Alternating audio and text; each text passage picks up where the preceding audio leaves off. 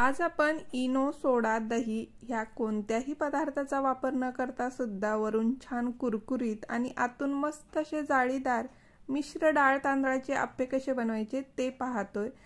ही डाळ तांदळाचे आप्पे चवीला एकदम टेस्टी तयार होतात, त्याबरोबरच हेल्दी सुद्धा आहे। चला तर मग रेसिपीला सुरुवात करूया।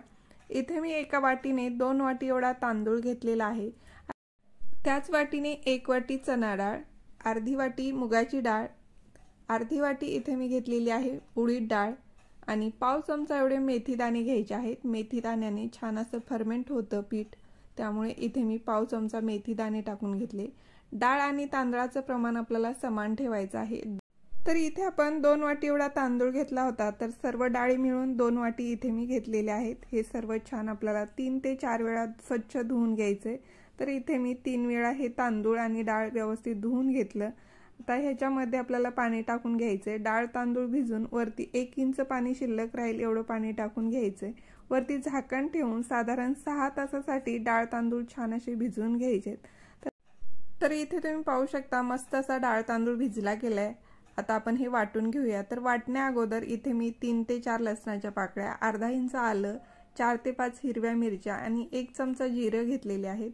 तर आपण डाळ तांदूळ वाटून घेऊया। तर डाळ तांदूळ वाटत असताना ह्यामध्ये लसूण, आलं, हिरवी मिरची आणि जिरं टाकून घ्यायचे आहेत आणि नंतर आपल्याला हे मिक्सरला बारीक करून घ्यायचे। तर इथे तुम्ही पाहू शकता अशा पद्धतीने एकदा हे जाडसर फिरून घेतल्यानंतर ह्यामध्ये आपल्याला पाणी टाकून हे छान असं बारीक वाटून घ्यायचं आहे।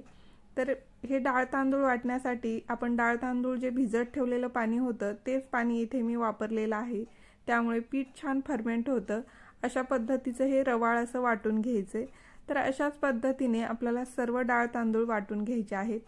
तर ह्यामध्ये आपण हिरवी मिरची, लसूण, आलं टाकलेलं आहे, त्यामुळे खूप छान अशी आप्प्यांना चव येते। त्यामुळे डाळ तांदूळ वाटत असतानाच आपल्याला हे सर्व टाकून घ्यायचं आहे। तर एकूण 6 बॅच वाटून घेतल्या होत्या, त्यातल्या 2 बॅच ज्या आहेत त्या अगदी बारीक वाटून घेतल्या आणि 4 बॅच ज्या आहेत त्या थोड्याशा रवाळ इथे मी वाटून घेतलेल्या आहेत। आता हे सर्व छान आपल्याला मिक्स करून घ्यायचे। इथे हे जे मिश्रण आहे ते 2 मिनिटांसाठी छान फेटून घ्यायचे। इथे बॅटरची कन्सिस्टन्सी पाहू शकता, खूप पातळ नाही आणि खूप घट्ट सुद्धा नाही, अशा पद्धतीचं आपलं बॅटर तयार झालं पाहिजे।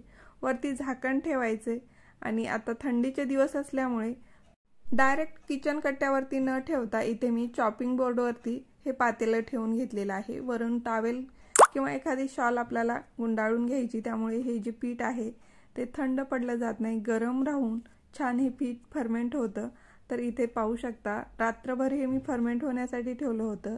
साधारण 12 तासानंतर ह्या पिठाला छान अशी जाळी पडलेली आहे, म्हणजेच आपलं पीठ छान असं फर्मेंट झाले। आता ह्यामध्ये आपण चवीनुसार मीठ टाकून घेऊया। तर इथे मी साधारण 1.5 चमचा एवढं मीठ टाकून घेतलेलं आहे। मिठाचं प्रमाण तुमच्या चवीप्रमाणे कमी अधिक करू शकता। आता हे सर्व छान मिक्स करून घ्यायचे। मीठ व्यवस्थित लागलं जाईल असं हे मिक्स केल्यानंतर इथे मी थोडंसं बॅटर बाजूला काढून ठेवलेलं आहे।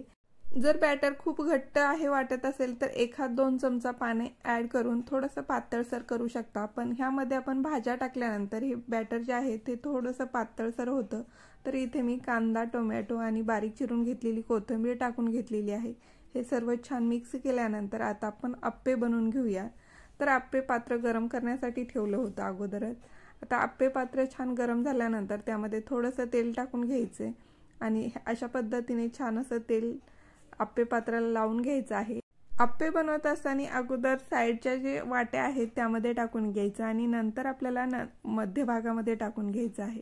तर वरती झाकण ठेवून साधारण 2 ते 3 मिनिटांसाठी स्लो फ्लेमवरती आप्पे छान भाजून घ्यायचे आहेत। साधारण 2 ते 3 मिनिट झालेले आहेत। झाकण उघडून घेऊया आणि थोडंसं वरून आपल्याला तेल सोडून घ्यायचं। तेल सोडल्यामुळे आप्पे पटकन निघले जातात। तर इथे तुम्ही पाहू शकता तेल सोडल्यानंतर अशा पद्धतीने आपल्याला आप्पे दुसऱ्या साईडने उलटून घ्यायचे आहेत आणि दुसऱ्या साईडने सुद्धा स्लो फ्लेमवरती 2 ते 3 मिनिटांसाठी भाजून घ्यायचे। तर इथे तुम्ही पाहू शकता दोन्ही साईडने आपण 2 ते 3 मिनिट म्हणजे एकूण आप्पे भाजण्यासाठी आपल्याला 6 ते 7 मिनिट एवढा वेळ लागतो। तर अशा पद्धतीचे आप्पे भाजून झाल्यानंतर एका प्लेटमध्ये काढून घेऊया। तर इथे तुम्ही पाहू शकता मस्त असे आतून मऊ लुसलुशीत जाळीदार आणि वरून छान कुरकुरीत असे हे आप्पे तयार होतात। ही आप्पे आपण असेही खाऊ शकता, पण ओल्या नारळाच्या चटणीसोबत चवीला अतिशय छान लागतात। आप्पे बनवताना आपल्याला डाळ आणि तांदळाचं जे प्रमाण आहे ते समान घ्यायचं आहे आणि ह्यामध्ये आपण कांदा टोमॅटो ह्या भाज्या वापरलेल्या आहेत। तुमच्या आवडीप्रमाणे इथे तुम्ही फ्लावर, कोबी, ओला मटार सुद्धा वापरू शकता। तर अतिशय हेल्दी टेस्टी अशी रेसिपी आहे, घरी नक्की ट्राय करा। रेसिपी आवडल्यास लाईक करा, जास्तीत जास्त रेसिपी तुमचा मित्रपरिवार नातेवाईकांबरोबर शेअर करा। उषाज किचनला सबस्क्राईब करा। धन्यवाद।